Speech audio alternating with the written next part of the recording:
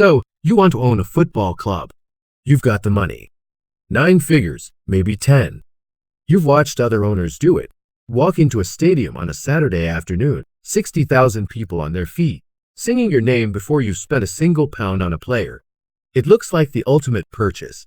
Not a company. Not an asset. A kingdom. Here's what nobody tells you at the negotiating table. You are about to buy one of the only businesses on earth where making the product better can bankrupt you, where your own customers can organize protests outside your house, and where the single biggest swing factor in your annual revenue, tens of millions of pounds, is decided by 11 men on a field, not by you. And here's the part that should really give you pause. Some of the richest, most sophisticated investors alive have walked into this business thinking they'd cracked it, and walked out having burned through fortunes that would make most companies blush. Meanwhile, a handful of quieter operators, running unglamorous clubs most casual fans couldn't name, have built genuinely profitable machines. The gap between those two outcomes is not luck, it's structure. And almost nobody understands the structure before they sign the check. Welcome to the strangest asset class in the world. On the surface, a football club looks almost embarrassingly simple. You sell tickets. You sell shirts. You sell television rights. Fans pay, sponsors pay, broadcasters pay, and once a year, if things go well, you lift a trophy and the value of the whole operation jumps overnight. It looks like owning a nightclub with built-in tribal loyalty, a captive audience that will never switch to a competitor down the street, because switching clubs isn't really an option. Once you're born into it, you're in for life. That's the pitch every buyer falls in love with. Guaranteed demand, emotional customers, global brand reach, a product that, in theory, sells itself. Look at the deal flow of the last few years, and you can see why the fantasy is so seductive. Sovereign wealth funds, private equity consortiums, American sports ownership groups used to running franchises with salary caps and closed leagues, walking straight into a completely different set of rules. Everyone arrives believing they understand what they're buying. Almost nobody does until the first bad season hits. It's also almost completely wrong. A football club doesn't really sell football. It sells volatility. Every other business tries to manufacture consistency, the same burger in every city, the same hotel room in every country, the same seat pitch on every flight. A football club manufactures the opposite. It sells the possibility that this Saturday will be unlike any other Saturday. 90 unscripted minutes where the outcome is not guaranteed, and where that uncertainty is the entire product. That single design choice is what makes the economics so brutal. You cannot control your own output. A car company can guarantee that every unit off the line performs to spec. A pharmaceutical company can run trials until the results are predictable enough to bring to market. A football club cannot guarantee a win, a promotion, a Champions League place. The exact outcomes its revenue is built on. You're not running a factory. You're running a business whose core product is decided every single week by a coin flip you don't control, dressed up as sport, and broadcast to hundreds of millions of people who will judge your entire year of work by that one flip.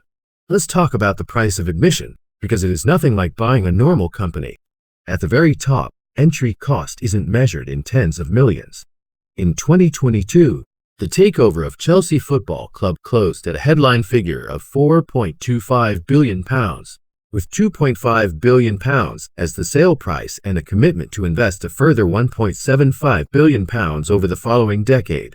That's not a typo. Roughly the market value of a mid-sized national airline spent on a club that, at the time, didn't even own its own stadium outright. Contrast that with Newcastle United. When a Saudi-led consortium fronted by the Public Investment Fund completed its takeover in October 2021, the headline purchase price was roughly £305 million, a fraction of what Chelsea would later change hands for. On the surface, that looked like a bargain entry into one of the most valuable leagues on earth. But watch what happened next. The purchase price was never the real number. Since the takeover, Newcastle's net spend on transfers alone has run into the hundreds of millions of pounds, and total transfer outlay has pushed toward the equivalent of nearly €800 million. The £305 million headline figure that made the news was, in hindsight, closer to a deposit than a purchase price. The real cost of competing at the level the new owners wanted was several multiples higher, and that's before wages, infrastructure, and the training ground rebuild that came with it. That's your first warning sign about this industry. The number reported in the headline is almost never the number that matters. The sale price gets you through the door. It does not get you competitive. And at the very bottom of the pyramid, entry cost can look almost absurd in the opposite direction.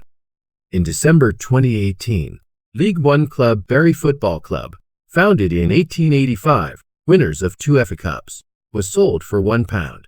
A single pound, to take control of a 134-year-old institution with a stadium, a squad, staff, and a mounting pile of debt behind it. We'll come back to how that story ended. For now, hold on to the contrast. From £1 to £4.25 billion, all technically the same transaction type, buying a football club. The price tag tells you almost nothing about what you're actually inheriting. Once you own the club, the revenue model looks, on paper, like 3 clean pillars. Broadcast money, your share of the enormous television deals negotiated collectively by the league. Commercial revenue, sponsorships, shirt deals, stadium naming rights. And matchday revenue, tickets, hospitality, the pie you buy at halftime. But here's the part that surprises new owners. Those 3 pillars don't move independently. They're all downstream of one variable, where you finish in the table. Finish 4th instead of 8th, and your broadcast money jumps. Qualify for a European competition, and a whole new revenue stream appears, worth tens of millions, that didn't exist the year before. Get relegated, and all 3 pillars can collapse in the same season. Broadcast income falls off a cliff, sponsors renegotiate downward, and matchday demand softens because winning tickets stopped feeling special.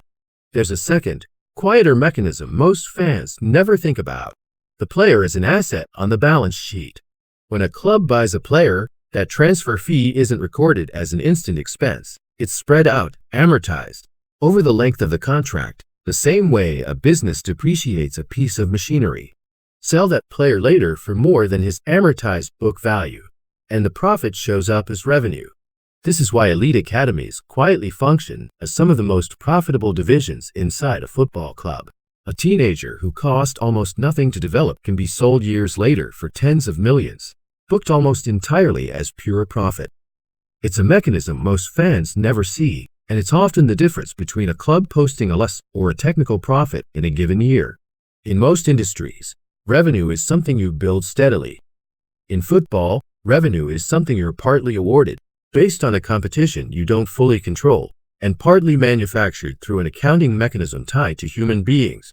That's not a conventional business model. That's a lottery with a depreciation schedule attached. Now the part that quietly destroys owners. The cost side of the ledger. The single largest expense for almost every club is the wage bill, and this is where football starts behaving less like a business and more like an addiction. To compete for the outcomes that generate revenue, you have to spend heavily on players.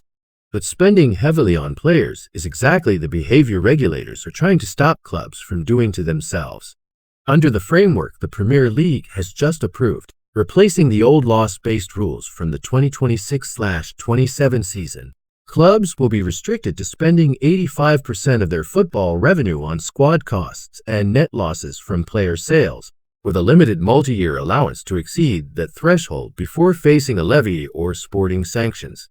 Under UEFA's parallel rules for European competition, that ceiling drops even further, to 70% of revenue on wages, transfers, and agents' fees. Sit with that for a second. A well-run football club can be legally required to spend the vast majority of its income just to remain competitive enough to keep generating the income in the first place. It's a cost structure with almost no slack built in, closer to an airline running on razor-thin fuel margins than a normal consumer brand. Then there's the cost that doesn't show up on a normal profit and loss statement at all. The cost of the purchase itself, if it was financed with borrowed money. This is where football ownership starts to resemble private equity more than sport. When a buyer doesn't pay cash outright, but instead borrows against the value of the club to fund the takeover, the club itself, not just the new owner, can end up carrying that debt. The interest on it becomes a permanent, recurring line item, paid every single year, regardless of whether the team wins or loses. We'll look at exactly how expensive that structure can become in the case study ahead. Add to all of this stadium maintenance, academy infrastructure, medical staff, travel logistics, security for tens of thousands of fans every other week, and, for the biggest clubs, genuinely enormous capital projects.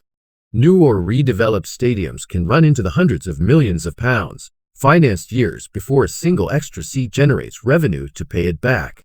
It is, in effect, a real estate development project bolted onto a sports team, with its own multi-year construction risk, planning risk, and cost overrun risk layered on top of everything else.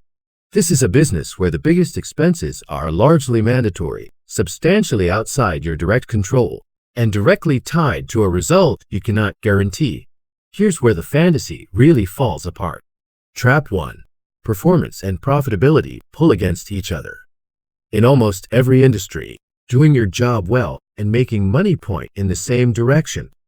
In football, chasing performance often means spending beyond what the business can sustainably support, because the owner, the fans, and the manager are all incentivized to prioritize the season's results over the balance sheet. Trap 2.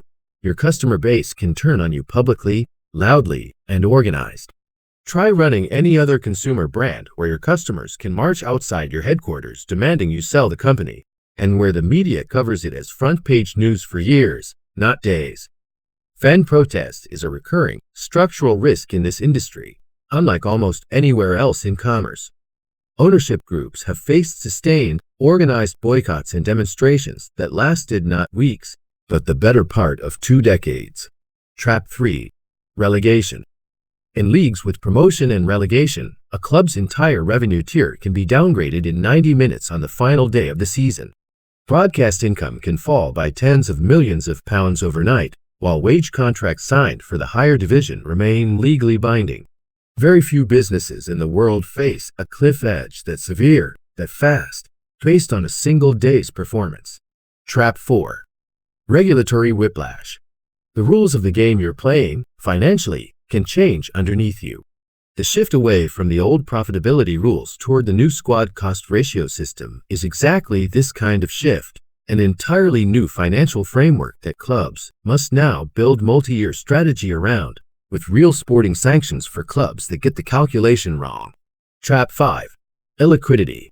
Unlike a stock, you can't easily sell part of your football club on a quiet Tuesday. Buyers are scarce. Deals take months of due diligence and regulatory approval, and the pool of people wealthy enough and willing enough to accept public scrutiny is tiny. Your multi-billion-pound asset can be almost impossible to convert into cash quickly if you need out. Trap 6. Leverage disguised as ownership. As we're about to see, some of the most storied takeovers in football history weren't really purchases in the traditional sense. They were leveraged buyouts, acquisitions funded largely with borrowed money, secured against the very asset being bought. It's a well-worn private equity tactic. Applied to a football club whose income can swing wildly with performance, it becomes an extraordinarily risky structure, one where fans end up quietly financing the debt used to buy their own club. In May 2005, Manchester United was a debt-free institution. That changed within weeks.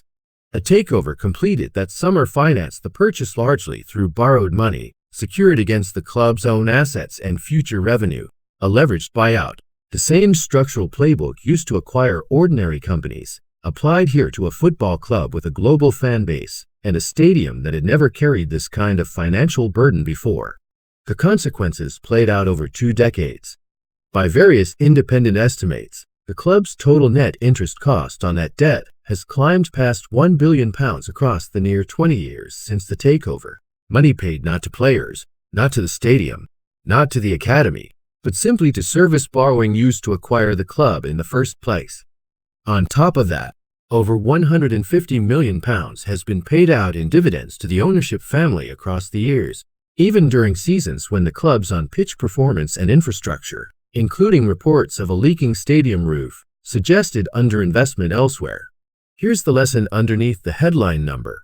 Leverage lets a buyer acquire a business using comparatively little of their own money. with the target's own future income used to pay down the debt. It's an efficient way to acquire an asset. It is also a way of quietly transferring financial risk from the buyer onto the business itself, and in football's case, onto the fans whose ticket prices, sponsorship, inflated shirt costs, and matchday spending are helping service that debt, whether they realize it or not. 2 decades later, a partial sale of the club valued a minority stake at over £1 billion, proof that even a heavily leveraged, fan-criticized ownership structure can still be worth an enormous amount, as long as the underlying brand keeps generating revenue faster than the debt consumes it. Now look at a completely different model. When the Newcastle takeover completed in 2021, the club had finished the previous season fighting relegation, with modest revenue by Premier League standards and a squad that reflected years of conservative ownership. The new ownership group didn't need to borrow to compete. Backed by one of the largest sovereign wealth funds in the world, they simply invested hundreds of millions of pounds in transfer activity within a few short years, funding losses that would have been unthinkable for a normally financed club, while staying just inside the boundaries of the financial rules in place at the time. The results on the pitch were dramatic, from fighting relegation to qualifying for the Champions League within a couple of seasons. But the economics tell a more complicated story. Losses in the tens of millions of pounds were reported in the years immediately following the takeover, even as the team's performance improved, because revenue takes years to catch up to spending, while spending can be turned on immediately. This is the sovereign-backed model. Ownership where the usual financial gravity, the need to break even, the need to justify spending against income is replaced, for a period, by patient, enormous outside capital.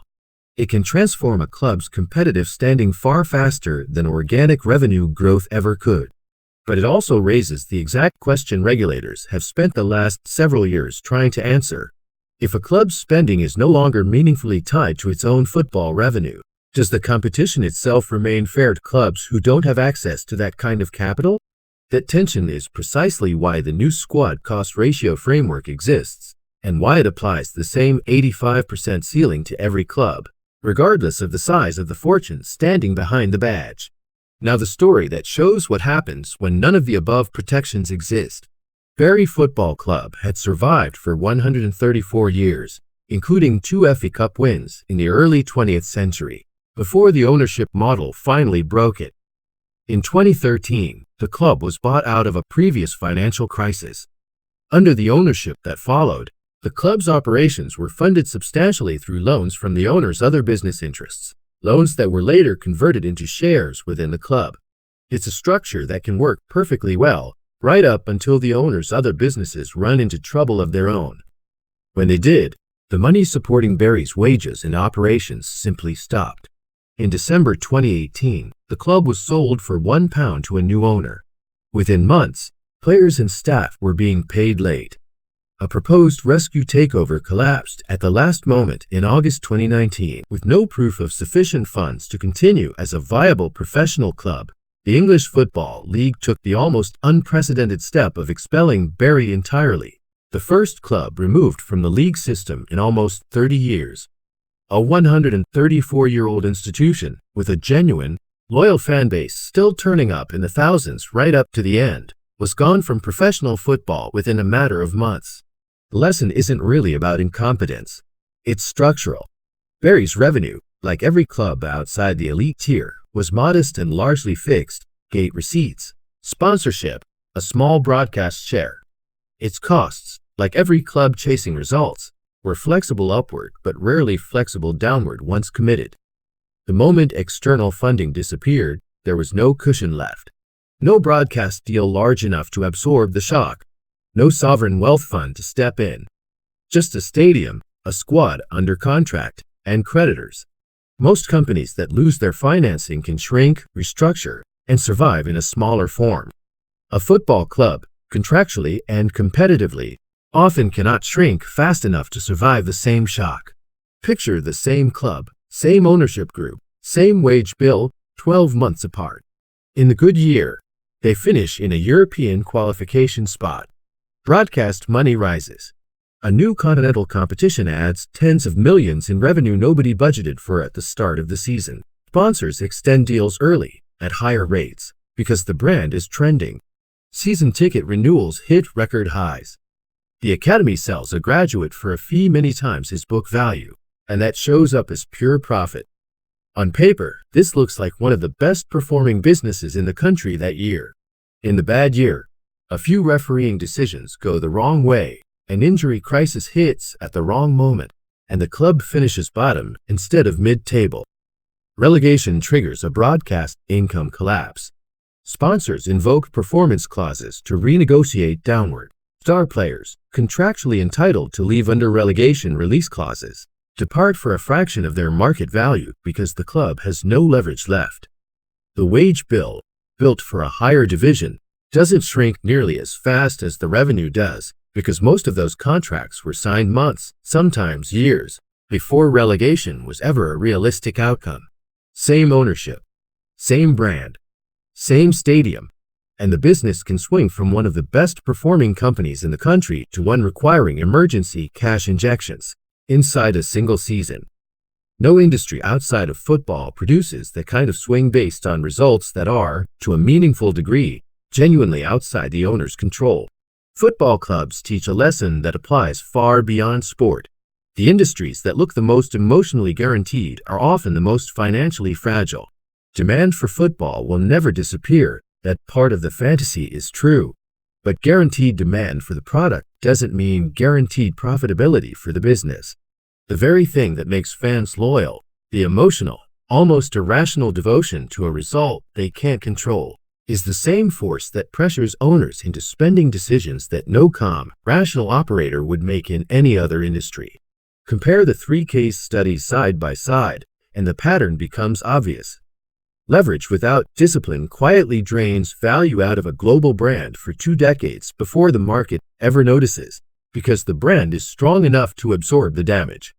Sovereign scale capital can rewrite a club's competitive position almost overnight, but only for as long as the willingness to fund losses continues, and only within whatever regulatory ceiling exists at the time. And with neither leverage worth extracting nor outside capital to fall back on, even 134 years of history offers no protection at all once the money simply stops arriving. It's a business built on a paradox. The more emotionally powerful the brand, the more financially reckless the incentives around it become.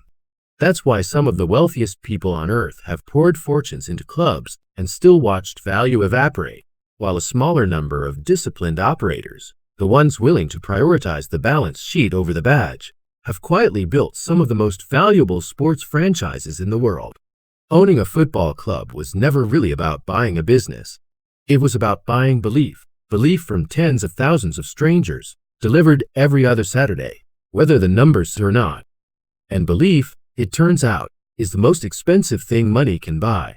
It doesn't come with a return policy, it doesn't respect a balance sheet, and unlike almost anything else you could purchase with £1 billion, it can turn on you, organize against you, or simply run out from underneath you. That's the real economics of owning a football club, not a trophy. A live, unhedged bet on 90 unscripted minutes, repeated 50 times a year, for as long as you can afford to keep playing, and for as long as the people in the stands decide you've earned the right to keep playing at all.